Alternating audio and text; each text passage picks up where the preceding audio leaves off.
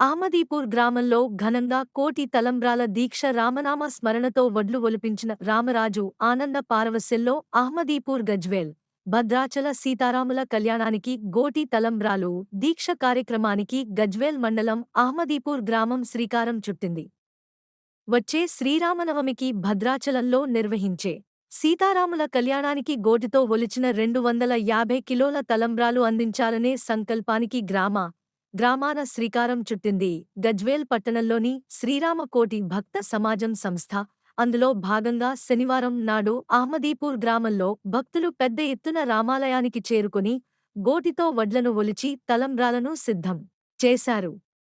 ఈ సందర్భంగా సంస్థ అధ్యక్షులు రామకోటి రామరాజు 2 గంటల పాటు రామనామ స్మరణ చేయించి రామనామ విశిష్టతను తెలియజేశారు.